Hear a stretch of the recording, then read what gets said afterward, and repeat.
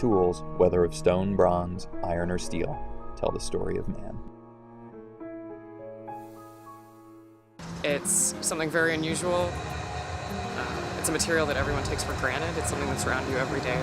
So we like to show actually how it goes together, how it's made. Our goal is to educate people a little bit about glass, hopefully get people interested in glass. We think it's one of the most entertaining art forms to watch. So. Gaffer is a glassblower, so it was generally known as the most accomplished person in a factory, usually the oldest person in a factory.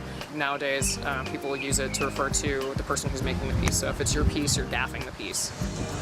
Not only are you in an environment where things are 2,000 degrees, which probably doesn't happen very often, but then on top of that, you have to think about keeping the entire piece above a certain temperature or else it's going to crack and break, but you can't get it too hot because you'll lose your shape.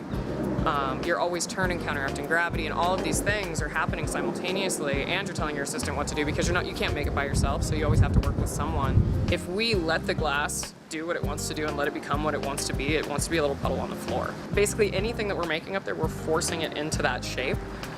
And so you have to have a very set picture in your mind of what you're making, because you have to basically be able to deconstruct that shape or that object or that sculpture and work it into different pieces.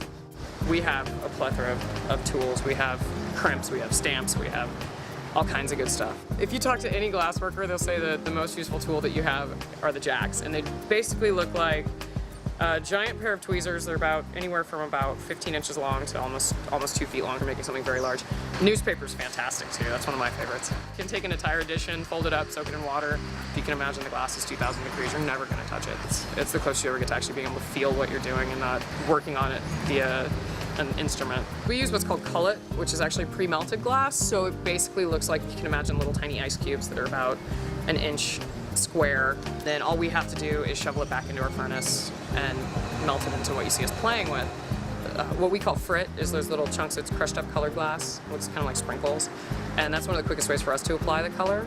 All we have to do is roll through it. So the heat from our glass sticks all the little chunks to the outside, and then we melt it out. Each one of the little chunks melts out into a little dot, and then we end up with a coating of color or spotted color. The thing that we're most likely to burn is our hair. You can imagine a 900-degree oven will give you a haircut really quickly. But as far as actually getting burned, very, very rarely. Less than I would burn myself in my kitchen.